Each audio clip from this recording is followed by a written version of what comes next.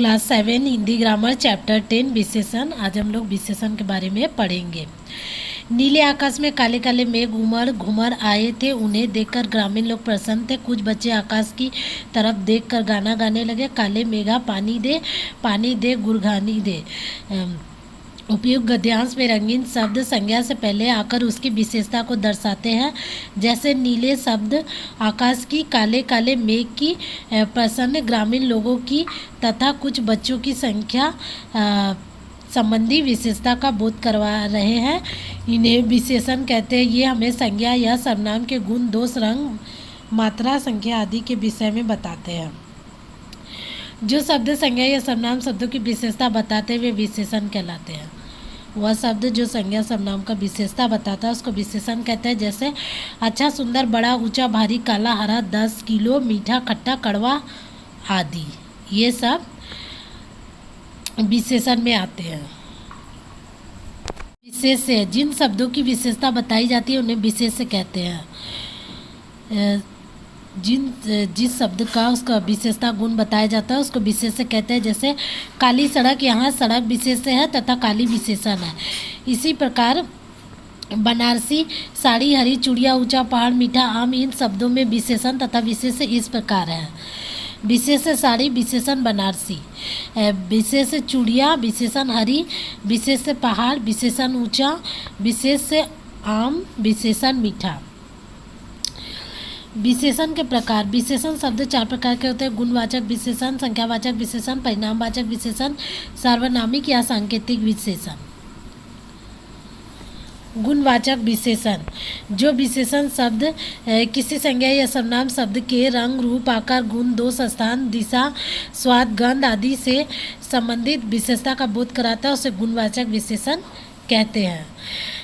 विशेषण का वह शब्द जो संज्ञा या सर्वनाम का उसका गुण, रंग, रूप, आकार, स्वाद, स्वभाव आदि के बारे में बताता है उसको गुणवाचक विशेषण कहते हैं।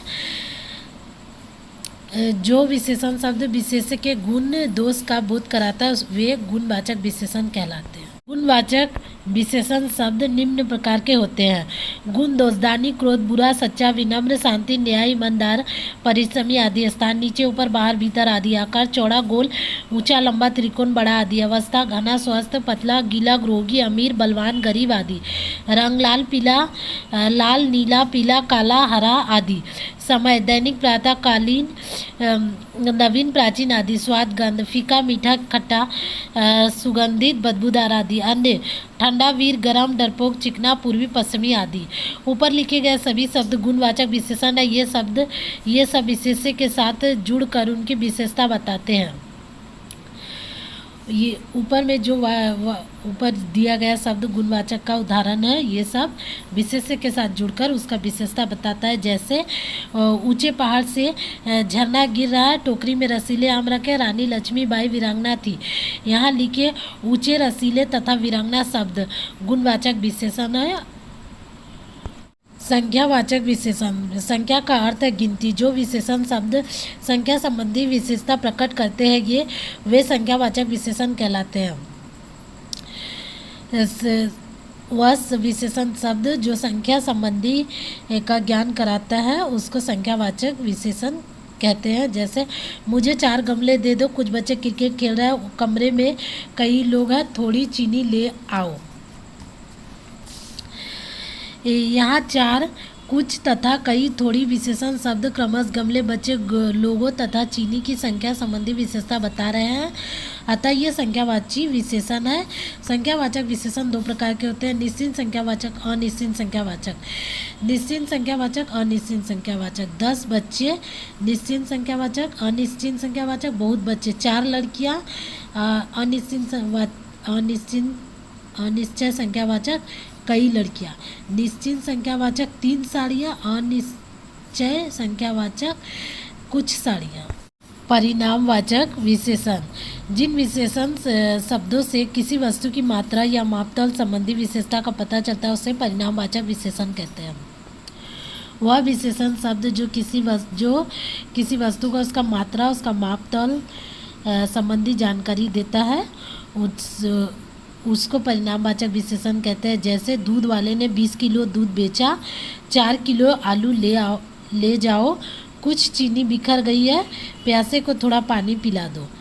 यहाँ 20 किलो, 4 किलो, कुछ तथा थोड़ा परिणामवाचक विशेषण शब्द है क्योंकि ये मापतौल संबंधी विशेषता बता रहा है और ये परिणामवाचक विशेषण में आते हैं। सार्वनामिक विशेषण, जो सर्वनाम शब्द विशेषण की तरह किसी संज्ञा की विशेषता बताते हैं उसे सार्वनामिक या संकेतवाचक विशेषण कहते हैं। वह सर्वनाम शब्द जो विशेषण के जैसे किसी संज्ञा का विशेषता बताता है उसको सार्वनामिक या संकेतवाचक विशेषण कहते हैं। जैसे वह लड़का बहुत बुद्धिमान है, उस चिड़िया के पंख बहुत सुंदर है, यह उद्यान बहुत सुंदर है, यह लड़की बहुत मोटी है। यहाँ पर वह, उस तथा यह सर्वनाम शब्द संज्ञा के साथ प्रयोग में लाए गए हैं और इस तरह ये विशेषण बनकर संज्ञा की विशेषता बता रहे हैं। ये सर्वनाम शब्द संकेतवाचक विशेषण भी कहलाते हैं क्योंकि ये संज्ञा की तरह संकेत के लिए प्रयोग में लाए जाते हैं।